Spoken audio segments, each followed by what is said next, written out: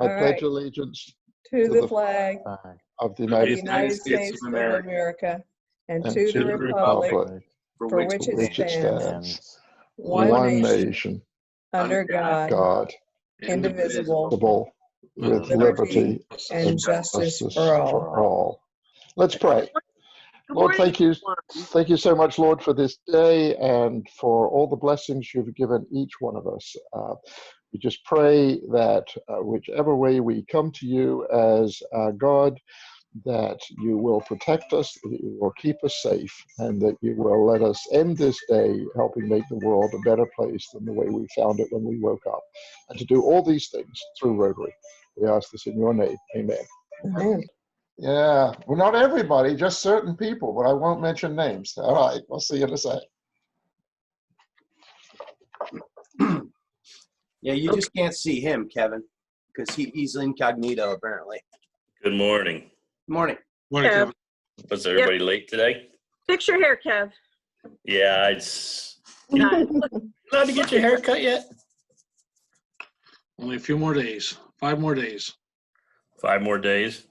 Yeah, I just wrote an article about it. I just, on 70and73.com, I did a whole compilation of the salons that are opening. So it was fun talking to those people. They're excited.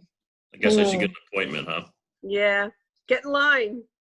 Must have cost them, those poor people. I mean, the hairdressers don't make a whole lot of money anyway.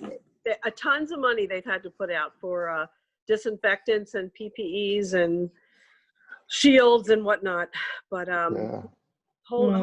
everyone I talked to was positive and upbeat and looking forward to it. So. Yeah. All right. Hey guys, first things first, I wanted to just talk about Marianne is going to be dropping out. Yeah. Oh. She left Woodford. I think there are some connections with Rotary in Woodford. She just feels it's a good time for her to step down. So. I'm sorry to hear that. Yeah, I am too. She's a really great person. I enjoyed her a lot, and she has a whole lot of ability, and she's just been really frustrated career-wise recently. I think she's having a rough time with leaving Woodford. I don't know what went down there, but it wasn't. Well, great. Woodford's really struggling, aren't they? They are really struggling. That CEO is gone now. That guy Dennis, who came to see us a few months ago, he left abruptly. So and Marianne was sort of like the next person. There's a little bit of a power thing there, and they don't have any leadership at this point. They're struggling. Hopefully they'll bounce back. They have some great employees there, but in any case, she just feels like she needs to regroup in her life. So she's going to step down from Rotary. Yeah, maybe. Any word from Adam? No, I have not heard from Adam. Maybe Adam only likes to appear in the flesh, because we've not seen him in any of our Zoom meetings. So I spoke to him yesterday or last week, Adam, and he's working. They just basically opened the Medford shop up, I guess, last week or so. So that's good. Like they just brought it back, and he had like 8 cars in there on Friday. I needed him to do me a little fix on my car. So, but yeah, no, he's working again. So maybe we just need to get him on these invites or something. I'll ask him. I'm supposed to see him Friday. He's got to finish up something on my car. So I'll ask him about that and see if he can log in or join us. Okay, another thing, thanks. The other thing is, David, the annual fund goal. Have we done that? Have we established that? I guess this is the time of year to do it, right? Yes, if you remember, I went ahead and sent in $100 for each. Oh shoot! I have to get that money from back from the treasurer because that was, what are we, 14 or 15 members? That's $1,400 or $1,500 I laid out. I put in $100 per member, which we include in little increments in our monthly dues. So that's taken care of. We don't have to worry anything about that till next year. Okay, and then the other thing is, is Dan on the call? Dan, are you here? Or Kevin, you might be able to answer this. We did get well, we did get a majority vote to send $1,000 to the that rotoplast, the Yeah. cleft palate surgery. Would that come from you, Kevin? That check, or from Dan? It can. I have to look and see how much money we have left in the foundation. And we're going to kind of be tight this year without having the fundraiser. But Right. we haven't really raised any money in a while. I know we have not been out there. Not sure how we're going to. Yeah. I know. I think that I think the club has quite a bit of money in it. All right, so I'll get Dan to do that then. Yeah, I would think so, because I don't know how much we got left in the. I want to say about 6,000 probably. Okay. And then Tom, could you give us a little status report of the Ronald McDonald House? What we're going to do? You and I talked this week. Yeah, so there's only 13 people there. I'm going to go to ShopRite. I think they asked for comfort food, so we're going to do like a meatloaf, mashed potatoes, something simple. Okay. It's just going to be dropped off on next Friday. Okay. And, Susan, per your discussion, because unfortunately, and I apologize, I've been working crazy hours 7 days a week trying to keep up with the boom, and I have not had a chance to reach out to ShopRite to request a donation. So Yeah, I think we could pay for it out of our funds this time around with so few people, 13 people. It should, rather than, even bug ShopRite at this point, I think they're still kind of coming down from their crazy few months too. So maybe we could just pay for that this go round of the, for 13 people. And then we'll try to, when the dust settles, we'll try to reach out to ShopRite again and get those good relations going again for their donations. But for now, I think, I hope everybody agrees that we should just fund this dinner ourselves for the 13 people. That's fine. Yeah, we've been bugging him quite a bit. Yeah, we have been. And if you need some help going down there. no, it should be real simple, Kevin. Okay. Thanks for taking care of that, Tom. And that's all I have for now. Anybody else have anything before we have our speaker talk to us a bit? I don't want to take time away from Venet's introduction, but I think maybe we should be thinking maybe before our next meeting or so to start thinking about what we could do for a fundraiser to bring some money in. I think we need to do something to try to raise some funds this year. Okay. One of the things I might suggest is that we go on the district website and see what some of the other clubs are doing. There's no harm in imitation if they're having a successful fundraiser. Great idea. Yeah. So, okay. I just want to remind y'all that we have the changeover as ongoing, still planned, for our house a week from Friday.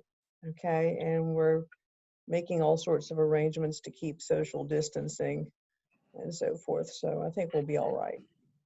Well, fingers crossed for good weather, because you have a beautiful property. In the dark of night, I went and looked at it so you wouldn't see me in your backyard. But actually, you guys did catch me. But it's quite beautiful, and it should be great if the weather cooperates. Yeah, I'll send an invitation out. Since we're catering, I'm going to need RSVPs. Okay, cool. I do now have a shotgun, so don't do that again, Susan. All right. Well, it's a great pleasure to introduce today's speaker. Venet is an extraordinarily intelligent young man. The Rotary Peace Program is one of the newest programs that Rotary has, and yet I think it's one of the brightest stars in our universe. Rotary since 1905 has had a commitment to peace in the world. And yet for the first 100 years, it was sort of one of those things of what do we do? And finally, past president of Rotary International was walking across the campus of Northeastern University in Evanston, where our headquarters is, and he saw the Kellogg School of Management. And he thought, well, isn't that interesting that a cereal company could put its name on the School of Management? As he kept walking, he thought, if a cereal company can sponsor management, why couldn't Rotary sponsor peace? And out of that, in 2001, that simple walk on a nice morning, came the Rotary Peace Program. And it's been a real pleasure for Susan and I to have this year sponsored somebody from our district to be a Rotary Peace Fellow. Now, it's very, very difficult to get in, so we're wishing and praying and hoping that he makes it. If not, then, we'll support him again the next year, because they have over 3,500 people now that apply for 100 spots each year. So Wow. rooting for him to make it. We want you to know who it is that we were so impressed by. So Vina, welcome to, I don't know if you've been to a Rotary Club meeting before, but welcome to the best Rotary Club in Southern New Jersey. And tell us a little bit about yourself and your commitment to peace and just what it is that you're hoping to be able to do if you're successful and you graduate with a master's in peace and conflict resolution. Thank you so much for inviting me, and thank you so much for the introduction. I'm not sure if I'm deserving of that. You are. Thank you. And also, side comment, Mr. Forward, you always have such great stories and like his historical like contexts. So it's always like great to hear sometimes. So thank you for that as well. So my name is Vineet Singh, and I am a recent Peace Corps volunteer who just returned back from the evacuation. I applied for the Rotary Peace Program about 3 weeks ago, and I was in contact with Mr. Forward and with Mrs. Miller and with Mrs. Ventura. And when we were going through the questions, one of my biggest goals for doing the Rotary Peace Fellowship was to one day work in the international sector when it comes to peace and human rights, and to work into the United Nations. I believe that back then, what the UN stood for, it was more revered. We looked at it as an organization that was kept for peace building and was allowed to do things, and it was a joint group of nations working together. And I want to get to that phase once again, where we keep politics out of it and we keep personal interests aside, and we do what the UN is meant for, which is essentially helping nations together, such as like the trials that happen in Nuremberg or Japan, or right now what's happening in Cambodia. There's certain sectors of the UN that I want to hopefully make it into what it was before and kind of work and get into the groundwork. And doing the Peace Fellowship and getting into the program would definitely be a dream come true and a stepping stone, not in the sense of a personal achievement, but more of a sense of, okay, I've gotten knowledge from the experts. I've done field work, and I've learned to separate Western philosophies from Eastern philosophies, and that's a big key importance in my opinion. And I can go apply that in certain sectors around the world, and that's why I wanted to do Rotary, and that's why actually I was trying to contact Mr. Forward with the wrong email for about 2 months, and I decided to just call his cell phone, and it all worked out after that. So tell us a little bit about what you were doing in the Peace Corps until coronavirus so rudely interrupted you. Of course. So I was a peace and conflict and youth and empowerment volunteer. Basically, that kind of summarizes up into being a volunteer in the villages and into the school field. And I worked closely with the Ministry of Education and with the village leaders for basically trying to figure out what was best with the village and making sure that the village was the group that kind of led the development. And I made sure that they were in the driver's seat and they're the one who was leading it, making sure that it was something that they wanted. So one of the biggest things that I've did in my village was getting sponsorship for a boxing ring in Fiji. My village is known to have the national champion for Fiji for boxing for the last 7 to 10 years. And one of our biggest commitments was trying to get a boxing ring. And that was not just for the youth, but also for men and women. And particularly, I asked the village that, we've had so many male champions. Wouldn't it be amazing that we can get a female champion and kind of have women kind of take that next step? and kind of, have role models for women and kind of, get out of the whole housewife situation and let women kind of pursue their dreams, because we, like, we're starting to make progress and women are starting to get jobs in the factories and stuff, which is a stepping stone. But if we can allow them to maybe follow their own dreams, because I've talked to a few of the girls, they wanted to be like flight hostess, or they wanted to be like airplane pilots or doctors and nurses. To take that next step would probably be allowing them to have an avenue to express themselves, whether through boxing or playing rugby, to get the women involved. I thought that was a big step.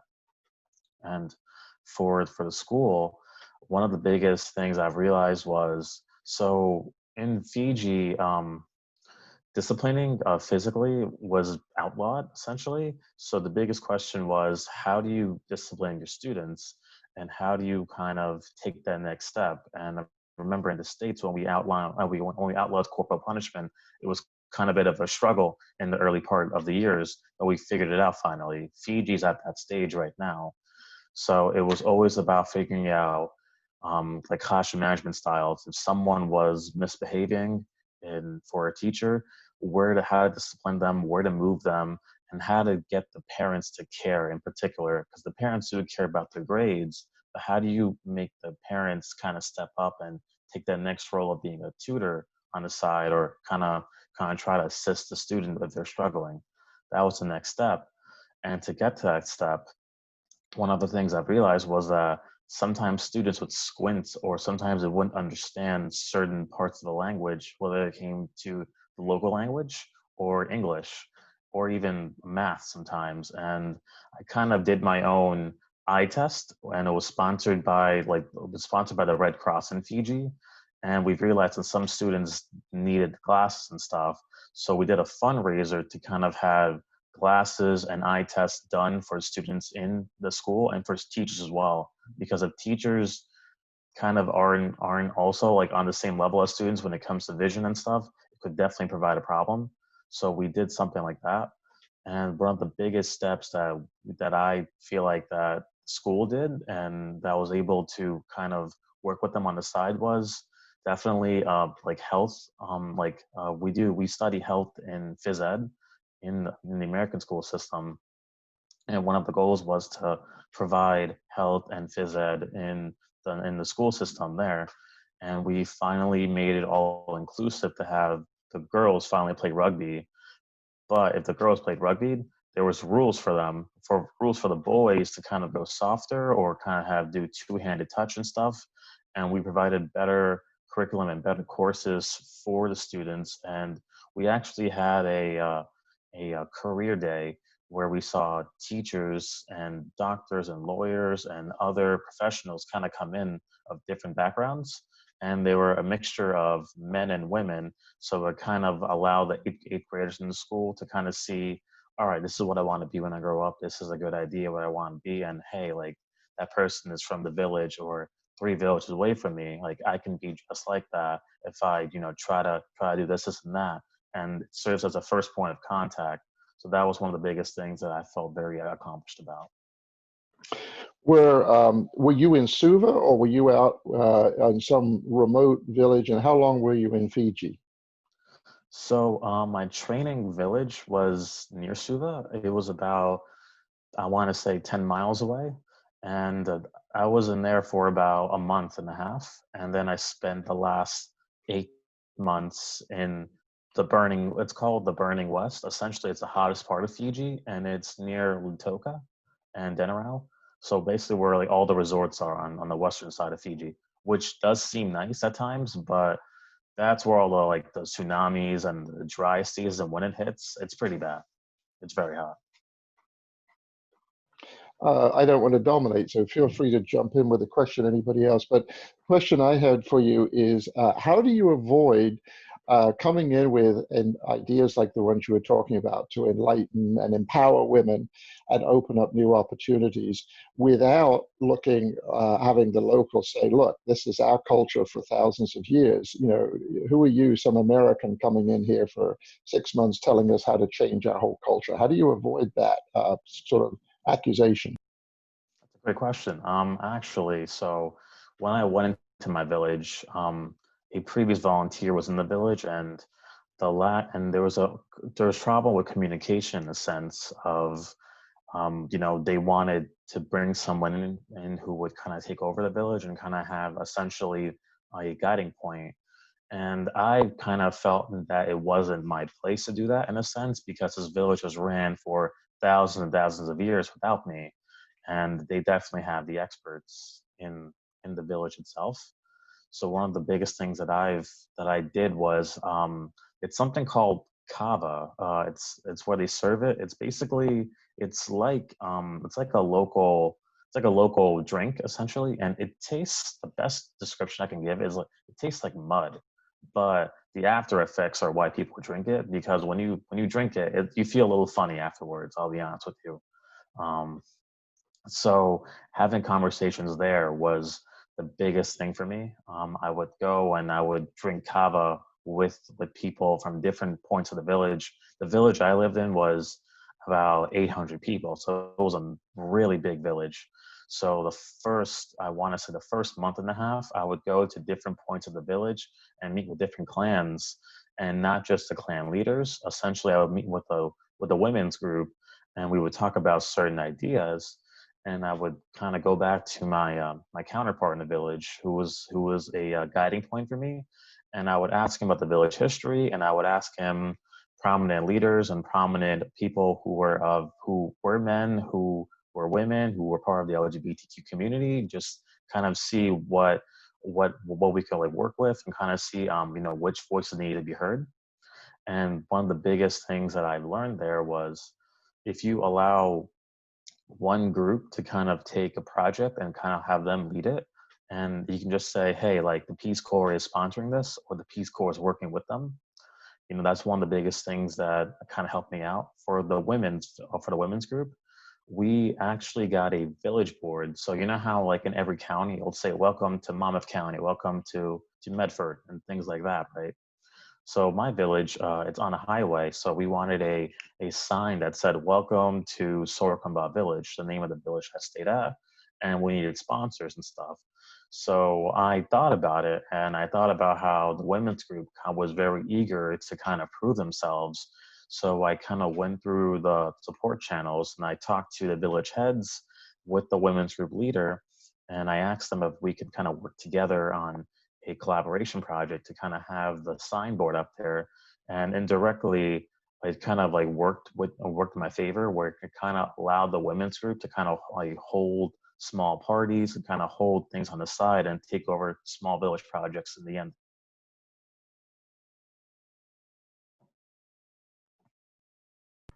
Well, I've dominated, so somebody else unmute yourself and jump right in with a question for Lena. I wanted to know how you got from Rutgers to the Peace Corps. So I let's see, short answer or long answer. I'll go with a truthful answer. Okay, so I've always wanted to do Peace Corps since I was a kid in high school. And I would always read the history textbook, and I would go past the point of like where the exam was, and I would read about Kennedy and the Peace Corps and everything, and I thought it was so cool, and I would read about the history of it. And I got into human rights policy work and field work outside of Rutgers and in Rutgers. And one of my biggest guiding points was, you know what, I want international experience, and I want to do international policy and human rights work. And what better organization than the Peace Corps for what they stand for and what they represent? And I felt like our goals aligned. So I kind of applied right away. And I didn't tell my parents up until spring break, where I told them I had about 3 months back in the US. So that was fun. After you finish the Peace Fellowship, or if you don't get it, what are your future plans? My future plans. So if I don't get the Peace Fellowship, I would definitely want to try again, and I want to keep trying until I get it. And if I do get it, I definitely want to keep myself busy in a sense, where I work with a Syrian refugee group in New Jersey, and one of my biggest goals right now is to see, like work with Rutgers and with the state to see if they're in a high dense and populated area for risk of infection, and try to make sure that they get their grants and kind of scholarships to go to universities. A lot of them are starting to graduate high school or entering certain spectrums of different types of schooling. So trying to get them into this and kind of navigating mental health with them, because a lot of them, they just came from Syria and they've lost a lot, and it's definitely tragic. And the little ones, I feel like, are the ones who suffer the most, in a sense, where they're so immune, they don't even show any emotion. And now having this and having that support system kind of cut in half, where you can only see, like your fellow cousins and friends, part of your same cohort from back home, only maybe on the phone, or not even on the phone sometimes, because of lack of funding from like the lack of education and lack of access to certain networks. And it's not even their fault, it's because of where they came from, so they can only get so much aid to a certain degree. So that's one of the biggest things that I want to do. And a lot of other things that I want to do is, I've been going to a few protests for Black Lives Matters and working with Rutgers to kind of provide a better diversity inclusion plan for African American students and for other students of color. And one of the biggest things is that Rutgers University in New Brunswick, where certain campuses are named after slave owners, and we're trying to work out of that, and we're trying to figure out if we can kind of trace back the history of some students and see if they're descendants of the slaves who built Rutgers, and do what Howard University does, or a few universities, where it's like rep amendments where they get free access to the university and free tuition. That's one of the guiding points of the projects that we're doing right now, and that's what I want to kind of hopefully accomplish before and if I get the Peace Fellowship.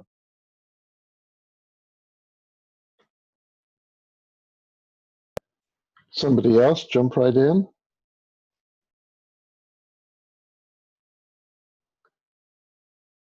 So while I'm waiting for somebody to come up with a question, hopefully is there, now that things are beginning to open up in various states, is there any talk in the Peace Corps about sending the Peace Corps volunteers back to their respective stations?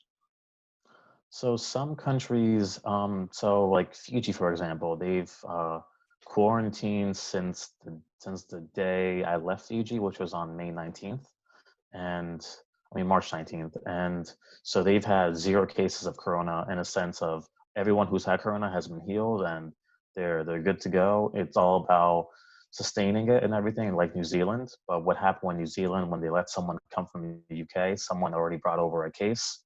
So now it's kind of that fear and kind of making sure that we don't have it. So Fiji is safe and certain countries are safe, but it's all about if certain areas like New Jersey or people from Boston or California, where there's a lot of cases, are already comfortable enough to allow to open borders to allow people to come over. Because God forbid, if let's say if I went over to Fiji, I would never be able to forgive myself if someone got infected through me.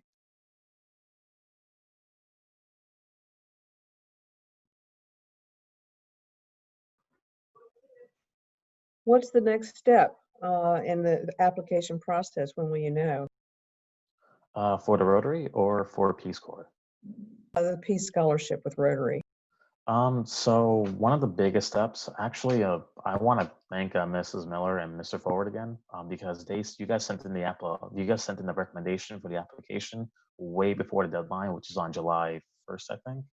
So now I'm just waiting for them to process it. I sent everything in about 3 weeks ago, and I'm just waiting for everything to kind of come together. And they're going to send me an email when my application has processed. Right now, I think it's just in the inbox and just waiting for people to review it and stuff. And I'll find out when I think November where I stand.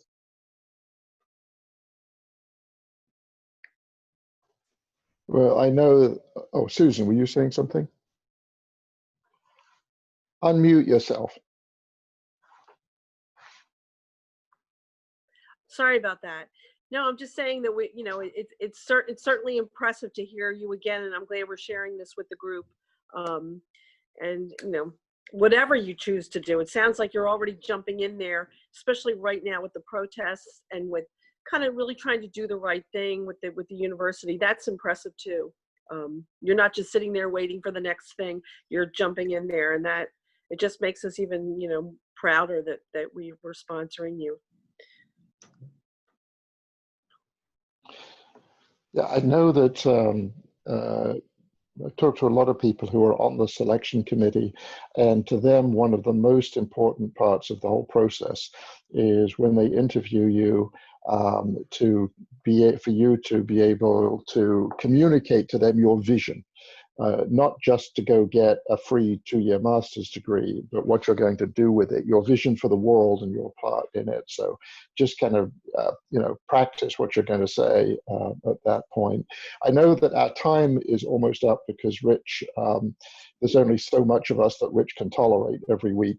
But of course, you're not allowed to, just speaking as one person, I'm join Susan in saying I'm really proud to have you represent our club, and wherever you go, whether it's back into the Peace Corps or in some other location as a Rotary Peace Scholar in the future. We certainly are a little club. We don't have unlimited funds, but if you ever saw a project there, then let us know, because our commitment is not just to Medford or Burlington County or the U.S. It's the world. And you're not allowed to join Rotary. I'd love to have you as a member, because that would totally kill your chance of getting a peace fellowship. But I'm sure that we'd love to, anytime you want, to just sign in and participate in our weekly meeting. The elderly gentleman right above you, Rich Rickards, is the guy that can just clue you in on the invitations whenever you wanted to join us any Wednesday morning. And I've said too much, so I'll hush up and turn it back over to anybody else, or to Susan. No, I just want to thank you again for joining us today, and hopefully this is good practice for you too. Just kind of talking through your ideas like you did with David and Joanne and I recently, and then again today. I think you're honing your message, and it's even more impressive to hear you this time. Thank you so much for having me. Thank you. Yeah, thank you. Okay, we're probably going to get on to some more Rotary business now, just at the end of our meeting. But again, thank you so much for joining us. We really appreciate having you, and enjoy the rest of your day. Unless anyone else has any other questions for David. Okay, have a great day. We're going to hang in there, but you, we'll keep in touch, please. Of course. All right. Okay. Thank you, guys. Thank you. All right. Be well. Take care. Good luck. Everyone else, I think, getting back to that idea we talked about with fundraising, that's a great idea. I think I'm going to look back through my notes. I know Kevin and I'm sure Chris, in recent years when we've attended, I think it was even the pre-pets, where you really heard a lot about other people's ideas. And I know I kept a lot of other clubs' information for what they were doing fundraising wise. I'm going to look through those, and maybe we can bring back some ideas next week and talk about, like, once everything opens up again, what we can start doing for fundraising moving forward. Okay. Good. Yeah, well, maybe, I'll put a reminder out there, but maybe we can talk about that next week. But I know I kept. So. All right. Anything else going? I think this was great. This was our first actual Zoom speaker, wasn't it? No, we had the Rotoplas. Oh, we had one a couple weeks ago. Of course. Duh. Yeah. I will ask if you guys are going to get me a speaker or something like that. Could you give me kind of a headshot of him or something, or whoever he is, just so I can kind of put him on the slideshow real quick there and try and make this look a little more official, and Absolutely, a good idea. Trying to do what we can, make it look good. Yeah. Directors are so demanding. The people who are servicing just want to serve well. Yeah, true. All right, everybody, have a good week. All right. You too. Bye, everybody. Bye-bye. 4-way test. Yeah. Is it the truth? Is it fair to all concerned? The bill of goodwill and friendships Will be beneficial. beneficial to all concerned. Paul Harris is turning in his grave. All right. God bless you guys. Have a great day. Have a good You week. too.